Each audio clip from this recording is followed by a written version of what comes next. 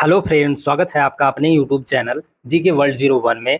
इस वीडियो में हम पढ़ेंगे मौर्य वंश से 20 मोस्ट इम्पॉर्टेंट क्वेश्चंस पार्ट 7। इसके पहले हमने 6 पार्ट तक कवर किया है मौर्य वंश से ही। अगर आपने 6 पार्ट नहीं देखा है तो जाके चैनल की प्लेलिस्ट में देख लीजिए, मौर्य वंश के नाम से प्लेलिस्ट बनी हुई है। तो चलिए शुरू करते हैं पार्ट 7 क्वेश्चन नंबर 1 से। क्वेश्चन नंबर 1, मौर्य युग में अवंति पथ था। ऑप्शन ए दक्षिणी प्रांत, ऑप्शन बी उत्तरी प्रांत, ऑप्शन सी पश्चिमी प्रांत, ऑप्शन डी पूर्वी प्रांत। तो सही आंसर हो जाएगा आपका ऑप्शन सी पश्चिमी प्रांत। मौर्य युग में अवंति पथ पश्चिमी प्रांत था। नेक्स्ट क्वेश्चन हो जाएगा आपका क्वेश्चन नंबर 2, मौर्य काल में भाग था। ऑप्शन ए भूमिकर, ऑप्शन बी गृहकर, ऑप्शन सी जलकर, ऑप्शन डी हिरण्य। तो सही आंसर हो जाएगा आपका ऑप्शन ए भूमिकर। मौर्य काल में भाग भूमिकर था।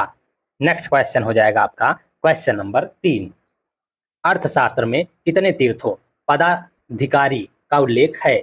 Option A 17, option B 16, option C 18, option D 19। तो सही आंसर हो जाएगा आपका ऑप्शन सी 18। अर्थशास्त्र में 18 तीर्थों का उल्लेख है। अर्थशास्त्र में कुल 18 तीर्थों की चर्चा मिलती है, जिनके लिए अधिकतर स्थानों पर महामात्र शब्द मिलता है। इसके अतिरिक्त 26 अध्यक्षों की भी चर्चा मिलती है। नेक्स्ट क्वेश्चन हो जाएगा आपका क्वेश्चन नंबर 4, निम्नलिखित में से किस पुस्तक में चंद्रगुप्त मौर्य को वृषल कहा गया है। ऑप्शन ए अर्थशास्त्र में, ऑप्शन बी मुद्रा राक्षस में, ऑप्शन सी इंडिका में, ऑप्शन डी महावंश में। तो सही आंसर हो जाएगा आपका ऑप्शन बी मुद्रा राक्षस में। मुद्रा राक्षस में चंद्रगुप्त मौर्य को विशल कहा गया है। नेक्स्ट क्वेश्चन हो जाएगा आपका क्वेश्चन नंबर 5, निम्नांकित में से किसकी तुलना मैकियावेली के प्रिंस से की जाती है। ऑप्शन ए कालिदास का मालविकाग्निमित्र की, ऑप्शन बी कौटिल्य का अर्थशास्त्र की, ऑप्शन सी वात्स्यायन का कामसूत्र की, ऑप्शन डी तिरुवल्लुवर का तिरुकुरल की। तो सही आंसर हो जाएगा आपका ऑप्शन डी कौटिल्य का अर्थशास्त्र की। कौटिल्य के अर्थशास्त्र की तुलना मैकियावेली के प्रिंस से की जाती है। नेक्स्ट क्वेश्चन हो जाएगा आपका क्वेश्चन नंबर 6, सांची किस कला व मूर्ति कला का निरूपण करता है। ऑप्शन ए जैन कला का, ऑप्शन बी बौद्ध, ऑप्शन सी मुस्लिम, ऑप्शन डी ईसाई। तो सही आंसर हो जाएगा आपका ऑप्शन डी बौद्ध। सांची बौद्ध कला व मूर्ति कला का निरूपण करता है। सांची में कुछ एक प्रारंभिक मूर्तिकारों ने बौद्ध वृक्ष के नीचे ज्ञान प्राप्त वाली घटना को प्रतीकों के रूप में दर्शाने का प्रयत्न किया है। बहुत से प्रतीकों में वृक्ष दिखाया गया है, लेकिन कलाकार का तात्पर्य संभवतः इनमें एक पेड़ दिखाना नहीं रहा, बल्कि पेड़ बुद्ध के जीवन की एक निर्णायक घटना का प्रतीक था। नेक्स्ट क्वेश्चन हो जाएगा आपका क्वेश्चन नंबर 7, निम्नांकित में से कौन मौर्य वंश का शासक नहीं है। Option A Ajatashatru, option B Chandragupta Maurya, option C Ashoka, option D Bindusara.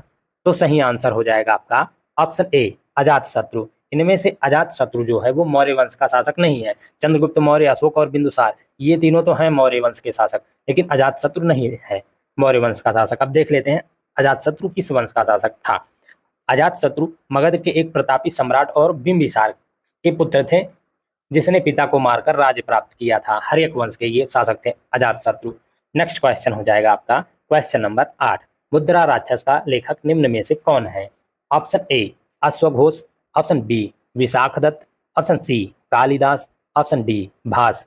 तो सही आंसर हो जाएगा आपका ऑप्शन बी विशाखदत्त। मुद्रा राक्षस के लेखक विशाखदत्त हैं। मुद्रा राक्षस संस्कृत का ऐतिहासिक नाटक है, जिसके रचयिता विशाखदत्त हैं। नेक्स्ट क्वेश्चन हो जाएगा आपका क्वेश्चन नंबर 9, विशाखदत्त के प्राचीन भारतीय नाटक मुद्रा राक्षस की विषय वस्तु है। ऑप्शन ए प्राचीन हिंदू जनश्रुति के देवताओं और राक्षसों के बीच संघर्ष के बारे में, ऑप्शन बी एक आर्य राजकुमार और एक कबीलाई महिला की प्रेम कथा के बारे में, ऑप्शन सी दो आर्य कबीलों के बीच सत्ता के संघर्ष की कथा के बारे में, ऑप्शन डी चंद्रगुप्त मौर्य के समय में राज दरबार की दुर्भिसंधियों के बारे में। तो सही आंसर हो जाएगा आपका ऑप्शन सी दो आर्य कबीलों के बीच सत्ता के संघर्ष की कथा के बारे में। विशाखदत्त के प्राचीन भारतीय नाटक मुद्रा राक्षस की विषय वस्तु दो आर्य कबीलों के बीच सत्ता के संघर्ष की कथा के बारे में है। नेक्स्ट क्वेश्चन हो जाएगा आपका क्वेश्चन नंबर 10। मालवा, गुजरात एवं महाराष्ट्र किस शासक ने पहली बार जीते? ऑप्शन ए हर्ष ने, ऑप्शन बी स्कंदगुप्त ने, ऑप्शन सी विक्रमादित्य ने, ऑप्शन डी चंद्रगुप्त मौर्य ने। तो सही आंसर हो जाएगा आपका ऑप्शन डी चंद्रगुप्त मौर्य ने। मालवा, गुजरात एवं महाराष्ट्र चंद्रगुप्त मौर्य ने पहली बार जीते थे। नेक्स्ट क्वेश्चन हो जाएगा आपका क्वेश्चन नंबर 11। किसने सहिष्णुता, उदारता और करुणा के त्रिविध आधार पर राजवंश की स्थापना की? ऑप्शन ए अशोक ने, ऑप्शन बी अकबर ने, ऑप्शन सी रणजीत सिंह ने, ऑप्शन डी शिवाजी ने। तो सही आंसर हो जाएगा आपका ऑप्शन ए अशोक ने। अशोक ने सहिष्णुता, उदारता और करुणा के त्रिविध आधार पर राजवंश की स्थापना की थी। नेक्स्ट क्वेश्चन हो जाएगा आपका क्वेश्चन नंबर 12। चंद्रगुप्त मौर्य ने सेल्यूकस को कब पराजित किया? ऑप्शन ए 352 ईसा पूर्व में, ऑप्शन बी 305 ईसा पूर्व में, ऑप्शन सी 173 ईसा पूर्व में, ऑप्शन डी 261 ईसा पूर्व में। तो सही आंसर हो जाएगा आपका ऑप्शन बी 305 ईसा पूर्व में। चंद्रगुप्त मौर्य ने 305 ईसा पूर्व में सेल्यूकस को पराजित किया था। नेक्स्ट क्वेश्चन हो जाएगा आपका क्वेश्चन नंबर 13। निम्नलिखित में से कौन सा राजा प्रायः जनता के संपर्क में रहता था? Option A Chandragupta Maurya, option B Ashoka, option C Chandragupta Vikramaditya, option D Bindusara. तो सही आंसर हो जाएगा आपका ऑप्शन बी अशोक। अशोक जो है वो ऐसा राजा था जो जनता के संपर्क में प्रायः रहता था। नेक्स्ट क्वेश्चन हो जाएगा आपका क्वेश्चन नंबर 14। अशोक ने 261 ईसा पूर्व में कलिंग को जीतने के बाद क्या किया? ऑप्शन ए अपने राज्य की सीमा बढ़ाई, ऑप्शन बी विश्व विजय के लिए निकल पड़ा, ऑप्शन सी भारी रक्तपात देखकर युद्ध की नीति को सदा के लिए त्याग दिया, ऑप्शन डी उपर्युक्त में से कोई नहीं।